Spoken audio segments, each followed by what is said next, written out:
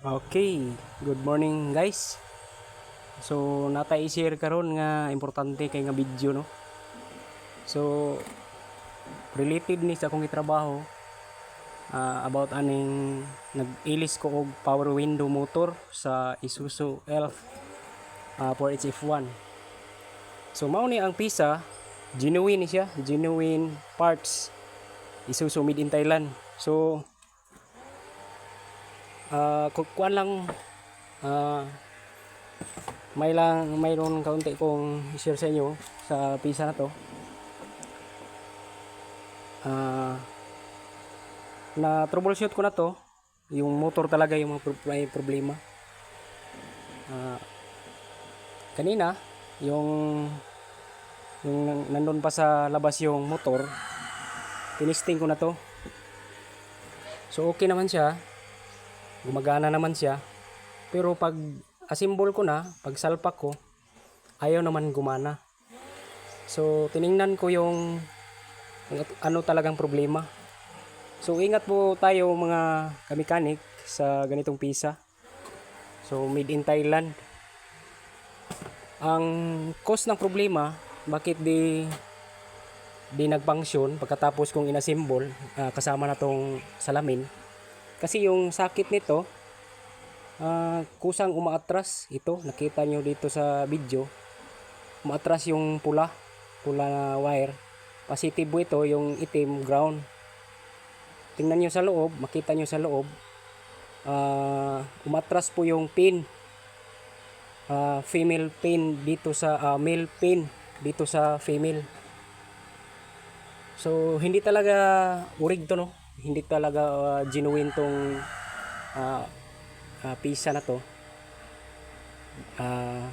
Alam ko naman baka may mangbas naman sa akin ngayon, kasi yung original talaga na mga pisa ng Isuzu genuine parts, kahit ilang bunot mo pa, ilang saksak mo pa ng sakit nito, hindi yun nag atras yung male pin doon sa mga original na mga parts. Ito umatras, kaya ayaw na gumana kasi hindi siya makakabit dito sa female. Kaya ang ginawa ko, dinugtong ko na lang dito, direct na lang, hindi ko na pinadaan dito sa sakit. So lagyan na lang natin ng electrical tape ito, tapos gumagana na. Iwan ko muna yung susi.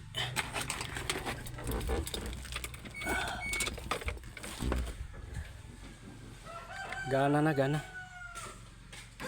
Okay na. Akala ko backjob na naman. So shout out dai. Shout out. So ingat po tayo no sa ganitong mga pisa. Genuine parts yung nakalagay, pero alam naman natin na China lang yung mga sakit ang mga pisa, kasi umatras yun kapag sinaksak yung mga sakit niya, hindi gagaya ng mga original. So okay na, akala ko babaklasin naman natin ito.